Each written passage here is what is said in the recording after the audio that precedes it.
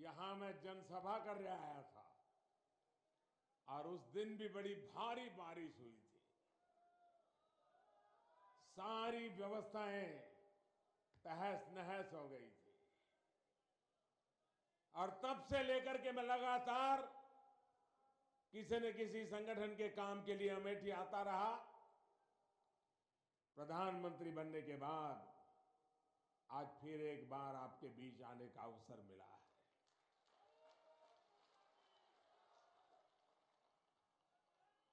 2014 में चुनाव के समय हमने कहा था सबका साथ सबका विकास। अमेठी के प्यारे प्यारे भाइयों बहनों, अमेठी एक उत्तम उदाहरण है हमारे सबका साथ सबका विकास के मंत्र का। और जब हम सबका साथ सबका विकास की बात करते हैं तो मैं तब भी कहता था, आज भी कहता हूं, जिन्होंने हमें वोट दिया वो भी हमारे हैं, जिन्होंने वोट नहीं दिया वो भी हमारे हैं। जिन्होंने सीट हमें दी वो क्षेत्र भी हमारा है और जिन्होंने हमें सीट नहीं दी वो क्षेत्र भी हमारा है। और आज 5 साल के बाद मैं अमेठी के नागरिकों के सामने नतमस्तक होकर के बड़े गौरव के साथ कह सकता हूं कि बहन स्मृति ईरानी जी उम्मीदवार के रूप में आपके बीच आई थी। आपके लिए नया चेहरा था, नया परिचय था, लेकिन आपने बहुत आशीर्वाद दिए। भले हम चुनाव समय नहीं जीत पाए, लेकिन आपका दिल जीतने में हम सफल हो गए। आपने इतना प्यार दिया कि 5 साल से स्मृति जी ने इतनी मेहनत इस क्षेत्र के विकास के लिए की है। कभी आपको ये लगने नहीं दिया कि आपने उनको हराया है या जिताया है, जीते हुए से ज्यादा काम करके दिखाया है। मैं जरा अमेठी के लोगों को पूछना चाहता हूं, क्या आप हमारे काम से संतुष्ट हैं? क्या हमने आपकी चिंता की है? क्या हमने आपका भला करने का ईमानदारी से प्रयास किया है? कहीं पर रत्ती भर भी हमने कोई अन्याय किया है? पूरी तरह न्याय किया है। यही सबका साथ सबका विकास मंत्र है हमारा। थोड़ी देर पहले अमेठी के विकास से जुड़ी सैकड़ों करोड़ इस परियोजनाओं का लोकार्पण और शिलान्यास किया गया है। इसमें स्कूल, सड़क है, चिकित्सा केंद्र है, गौशाला है, बिजली है, खेती से जुड़ी अनेक परियोजनाएं शामिल है। भाई और बहनों, इन प्रोजेक्ट के साथ ही आज मैं एक बहुत महत्वपूर्ण घोषणा करने जा रहा हूं। ये घोषणा अमेठी की नई पहचान, नई शान से जुड़ी हुई है। कितने ही बड़े बड़े लीडर यहां आए होंगे, अब भविष्य में अमेठी उनके नाम से नहीं, आज जो योजना मैं लाया हूं उसके नाम से जाना जाएगा। भाई और बहनों, अब कोरबा की ऑर्डिनेंस फैक्ट्री में दुनिया की सबसे आधुनिक उन बंदूकों में से एक AK-203 यानी कलांस्कोव राइफलों की सीरीज का सबसे नवीन हथियार ये हमारे अमेठी में बनाया जाएगा। ये राइफलें रूस और भारत का एक ज्वाइंट वेंचर मिलकर बनाएगा।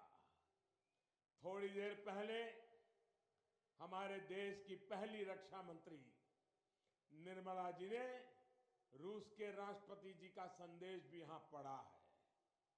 मैं अपने और भारत के बहुत करीबी दोस्त राष्ट्रपति पुतिन का इस साझेदारी के लिए बहुत बहुत आभार व्यक्त करता हूं।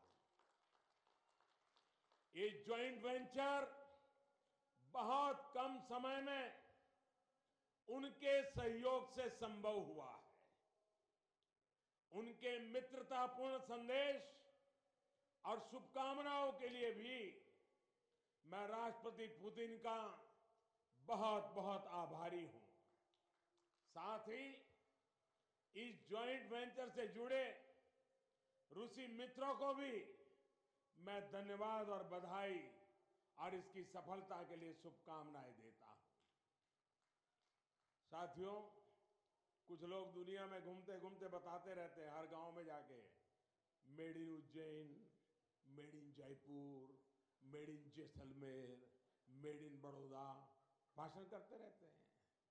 उनके भाषण ही रह जाते हैं। ये मोदी है। अब मेड इन अमेठी, ये made in Amethi, made in Amethi AK-203 राइफलों से आतंकियों और नक्सलियों के साथ होने वाली मुठभेड़ों में हमारे सैनिकों को निश्चित रूप से बहुत बढ़त मिलने वाली है।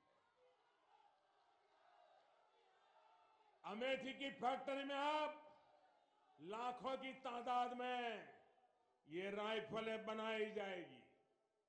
आगे जाकर के यहां जो राइफल बनेगी वो दुनिया के दूसरे देशों में भी निर्यात की जाएगी। इसलिए ये फैक्ट्री अमेठी के नौजवानों के लिए रोजगार के नए अवसर भी ला रही है और देश के विकास और सुरक्षा के लिए भी एक नया रास्ता खोल रही है।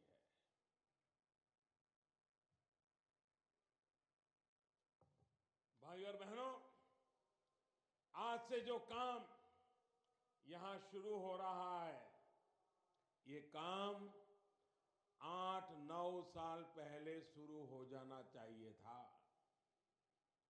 कोरबा की इस फैक्ट्री को बनाया ही इसलिए गया था कि यहां आधुनिक राइफल बनाई जाए, लेकिन इसकी पूर्ण क्षमता का कभी इस्तेमाल ही नहीं किया गया। अमेठी की ये फैक्ट्री इस बात की गवाह है कि पहले कैसे हमारी सेना और सुरक्षा बलों की आवश्यकताओं को नजरअंदाज कर दिया गया। साथियों, देश की सुरक्षा के लिए हमारी सेना ने साल 2005 में आधुनिक हथियार की अपनी जरूरत को तब की सरकार के सामने रखा था। इसी के देखते हुए अमेठी में इस फैक्ट्री के लिए काम शुरू हुआ। आपके यहां के सांसद जब 2007 में इसका शिलान्यास किया, तब ये कहा गया था कि साल 2010 से इसमें काम शुरू हो जाएगा। हुआ क्या? हुआ क्या? उन्होंने कहा था कि नहीं किया? कहा था। उनकी सरकार ठीक नहीं थी। वो जो कहे वो होना चाहिए था कि नहीं होना चाहिए था? हुआ क्या? अरे जो इतना ही नहीं कर पाते उनका भरोसा काहे को करते हो? लेकिन साथियों, काम शुरू होना तो दूर, शिलान्यास के बाद के 3 साल तक पहले की सरकार ये ही तय नहीं कर पाई कि यहां के ऑर्डिनेंस फैक्ट्री में किस तरह के हथियार बनाए जाएंगे। इतना ही नहीं, ये फैक्ट्री बनेगी कहां, इसके लिए जमीन तक उपलब्ध नहीं कराई गई।